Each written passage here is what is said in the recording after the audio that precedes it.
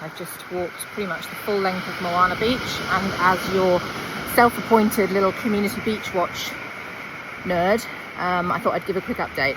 It's looking absolutely stunning. I have checked the recommended app that the government has partnered with the Surf Lifesaving Club on, so it's called Beach Safe. It said it's all clear water and no visible foam. But yeah, I can confirm that. I've seen a couple of tiny bits of foam and there's like a covering on the water. I don't know, I'm being untrusting.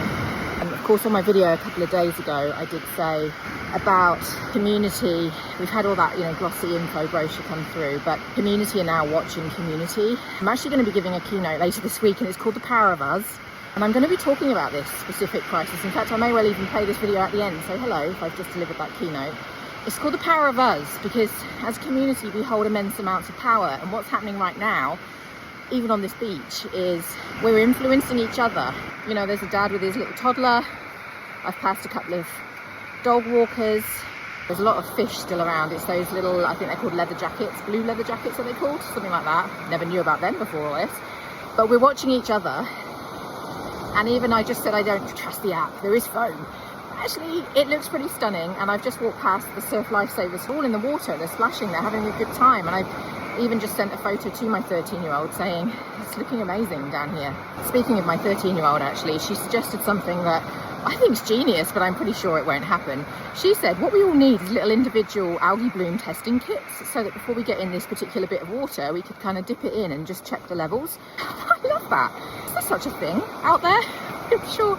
I'm sure we're not about to see Peter Malinowskis jump on that, the idea of a 13-year-old, and set up an entire new business based on it. But she's relating it, obviously, having been a kid through COVID and seeing how we all did self-testing, and she sees that as a pretty straightforward way of determining actually what is the quality of this water we're about to get into.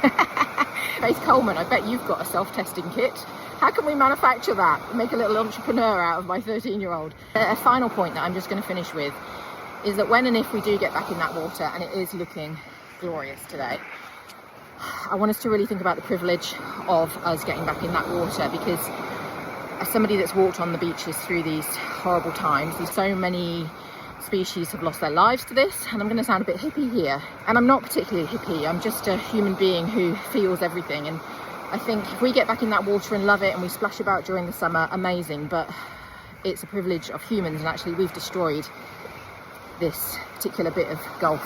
If we can then get back in and have a good time, I think we equally need to be thinking about how we can help contribute to restoring it, to get that marine life back. Those animals in that water don't have a voice. We do.